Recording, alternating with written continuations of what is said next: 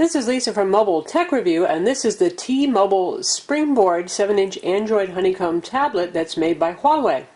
Huawei is a Chinese company who's been making cell phones and selling them in this country for a short period of time, and they're up and coming. In fact, they said they want to be the next HTC, and we're pretty impressed with the quality of this tablet, and they're definitely on the right track. Speaking of the HTC, if you take a look at the back of this tablet, you'll see it looks uncannily like the HTC Flyer 7-inch tablet, almost embarrassingly so. Here we have the HTC, so you can see that. Very similar design. Gee.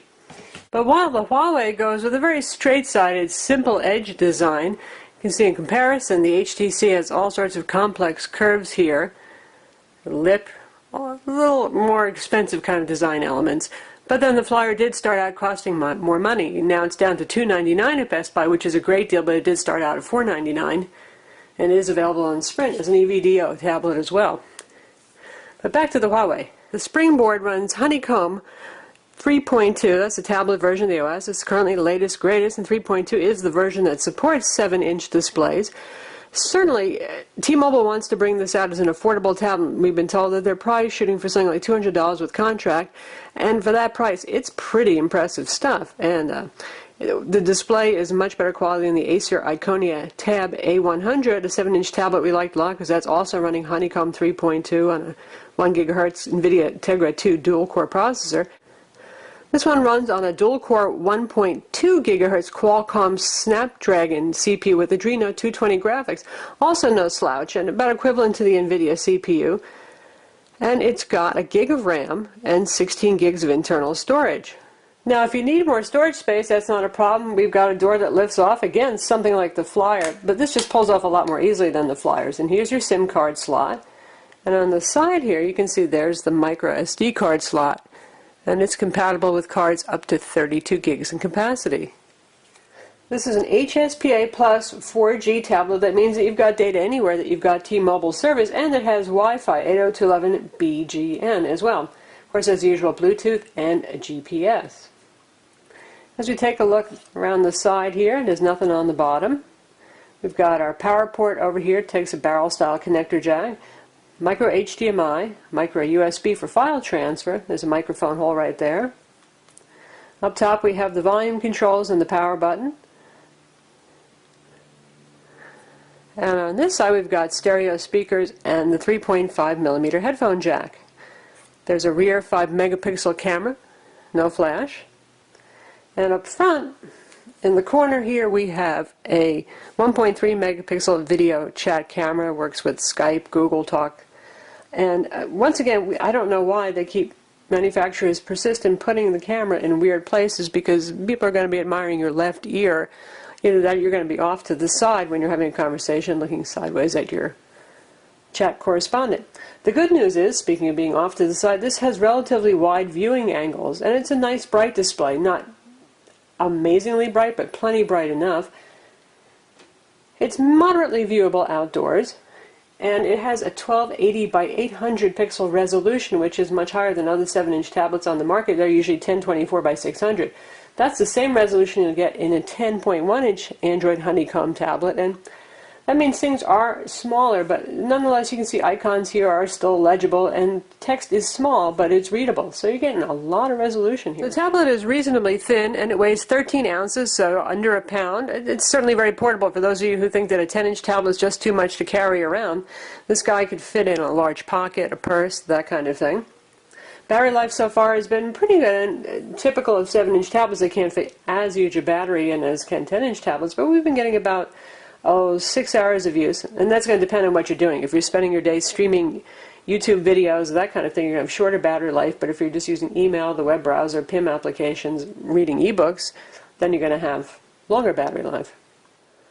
T-Mobile adds a couple of applications here. We've got Blio, which is something that we actually saw in the anniversary edition of the Toshiba Libretto first, and that's an online bookstore and magazine store, which used to be pretty bulky, but now it's reasonably good performer here. We'll take a look at Blio. Given that this is in the 7-inch space, it obviously wants to compete with the Nook Color 2, Kindle Fire, that kind of thing. You get one free ebook with T-Mobile, and that's what it's telling you.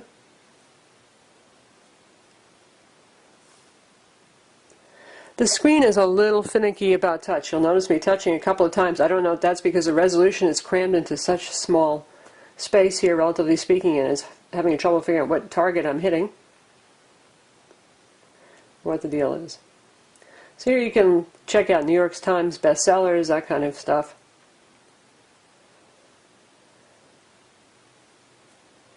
There are magazines, and we've got a couple of sample books here, so we're going to take a look at one that's highly graphical, so it should be a challenge for the tablet.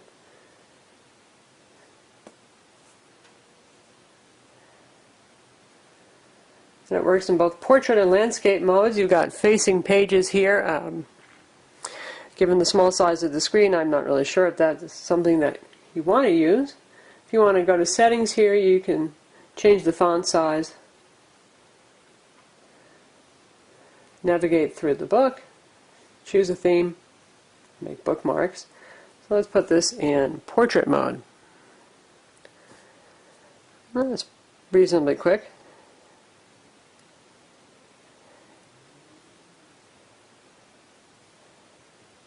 Occasionally has to stop and think when there are a lot of pictures on the page and hyperlinks, but it works well. T-Mobile also includes their T-Mobile TV, powered by Mobi TV. We'll check that out in a minute. Telenav GPS Navigator, in case you're not happy with Google Maps and navigation.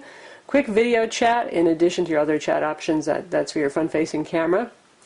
Mobile hotspot feature, so you can turn this into a mobile hotspot for your other tablet, laptop, what have you. Blockbuster is preloaded. Bonus apps from T-Mobile just takes you to some popular free applications on the Android market. And of course, this has the Android market. It's a fully Google-sanctioned product. And we've got a demo version of the inescapable Let's Golf 2 that seems to be on every device lately. Standard Google apps are all here. We've got Google Books. We've got the WebKit-based web browser with Adobe Flash 11 at this point, Google Search, Google Maps, Google Navigation, Google Talk, and the YouTube player. And for your productivity types, we have Quick Office on board. This is a viewer for MS Office documents. You can always go to the Android market and pick up a different Office suite if you want to do editing and creating, or you can upgrade Quick Office to the full version as well to get the viewing and editing capabilities. Like pretty much all Honeycomb tablets on the market, this is more than capable of doing Office and PIM application type stuff, and in terms of multimedia, it's also quite capable. It does well on Quadrant. It scored 2020 in our test, which is competitive with other Android Honeycomb tablets. It doesn't blow them out of the water. It's about on par. A few are 100 points faster, a few are 200 points slower. But we're pretty pleased with the results on that. On LinPack, it scores 69 in the multi-thread test, which is very good, and again on par with the best tablets and smartphones. And on the SunSpider Java test, you can see here we've just run the test, and we've got a 2608 for the score. The fastest that we've gotten is a 2420 score. That's very good. That's right up there with the top Android tablets, and certainly equally as good as the iPad 2. In terms of browsing experience, you've got pretty much a standard presentation of the Google browser here. No UI customizations like HTC and Samsung do. Got your little bookmark shortcut right here, or search shortcut, and we'll see how it loads our site. Full desktop site.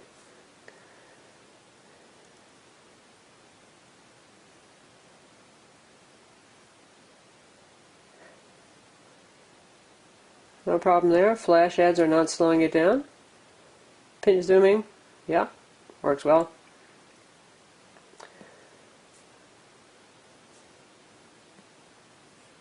Now we'll take a look at Flash video playback using the web browser and full Adobe Flash rather than the mobile version of the YouTube player.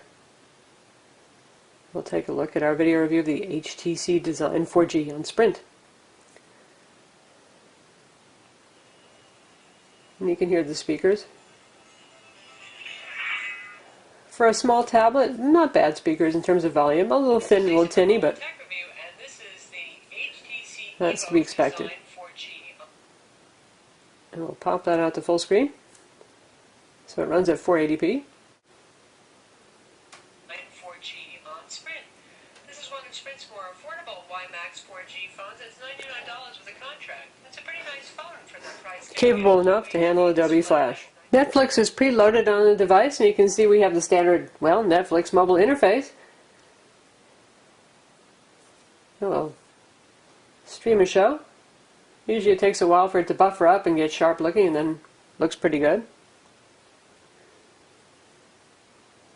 And we're doing this over T-Mobile's HSPA Plus network, not Wi-Fi at the moment. We have a pretty strong signal. This has pretty good reception, by the way.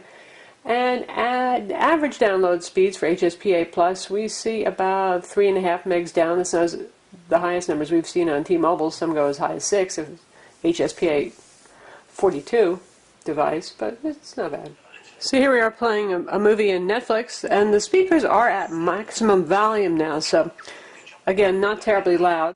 We'd show you T-Mobile TV as well, but that service isn't ready to launch because the T-Mobile Springboard won't be available until November 16th, and today's November 1st. The rest of the software is just your standard honeycomb. There's no customization, as we mentioned, of the browser or of the PIM applications or anything else, really. If you take a look at the calendar, that's your standard calendar. And say we want to create a new appointment. Here we are on the new event interface, and you can see swipe is preloaded here. You can also use the standard Android keyboard if you like, but we like swipe pretty well. And this has haptic feedback on the screen, which means it vibrates just a little bit and buzzes, as well as auditory feedback. Which you can hear here, little clicking sounds of typing. So there you are, standard PIM applications. We like what we see so far at the T-Mobile Springboard. For $200 or around there, we hear it's going to sell for. That's pretty good, and certainly it's an improvement over the Dell Streak 7, which was not a very high-end piece in the 7-inch category of tablets. This one has a higher build quality, nice, bright, super high-resolution display. We note some occasional instability and crashiness, but again, we're probably not even running final firmware on this device. One thing that we're not thrilled with, though, is the relatively insensitive display. We often have to press hard or press twice on this display. You can get used to it, but it's just a bit annoying. I'm Lisa from Mobile Tech Review, and this is the T-Mobile Springboard 7-inch Android Honeycomb tablet made by Huawei.